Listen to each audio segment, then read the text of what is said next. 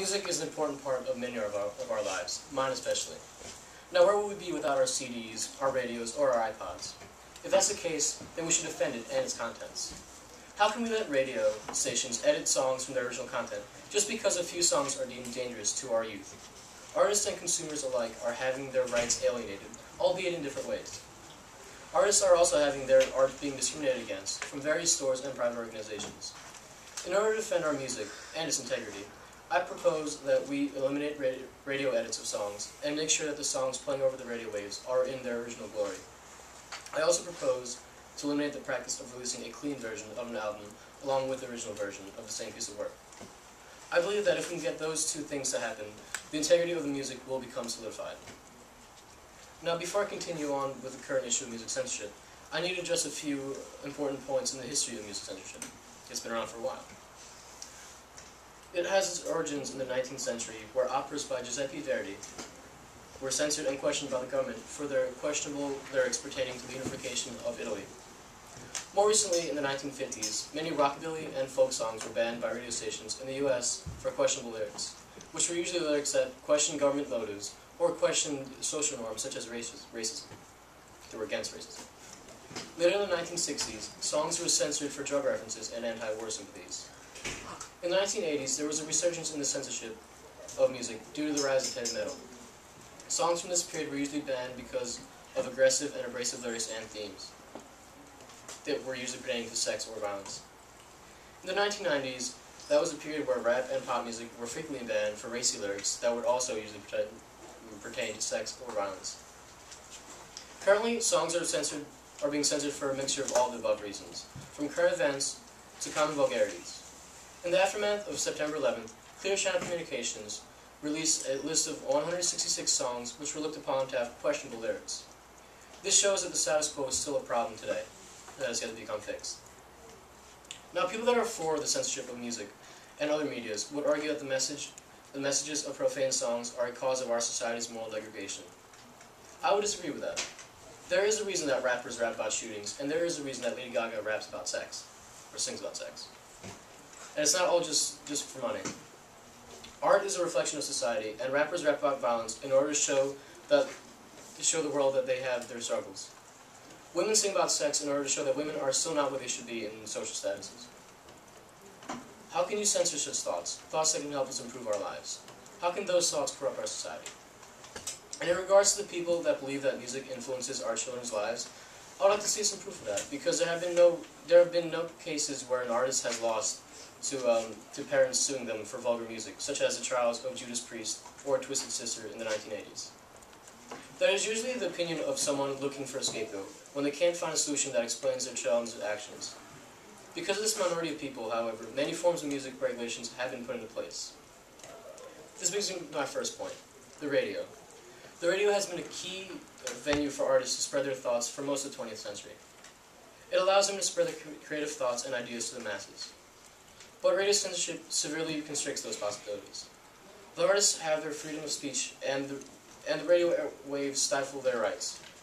Webster's Online Dictionary defines freedom of speech as the right to express information, ideas, and opinions free from government restrictions based on content and subject to only certain limitations.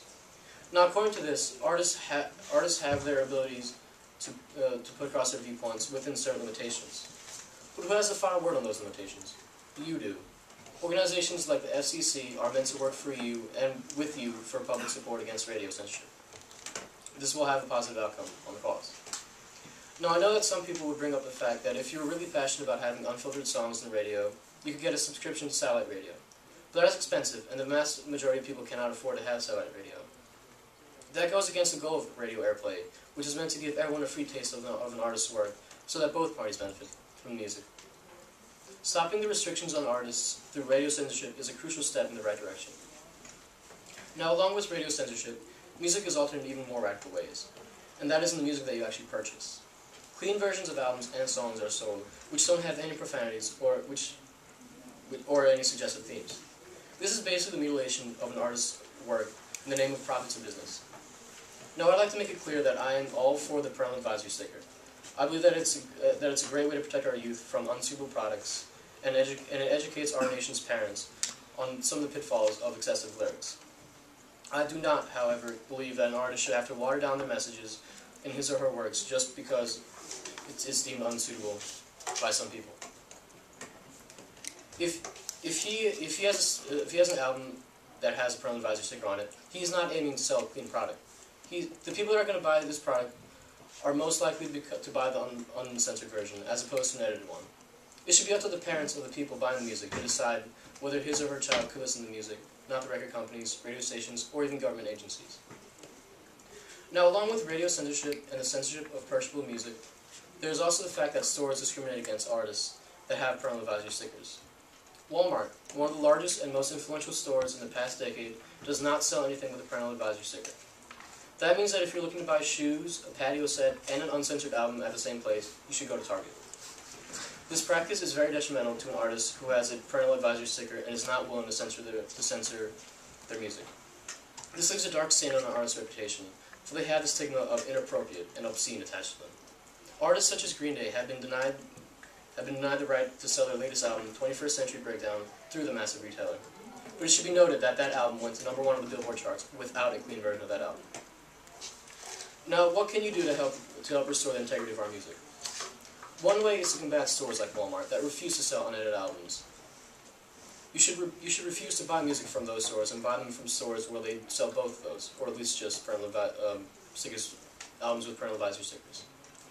In regards to radio censorship and the censorship of purchasable music, we can mail our local politicians and make our voices heard about this important issue. Your voice can and will go a long way. We all have certain human rights that we control. One of these is the right to privacy in our own home.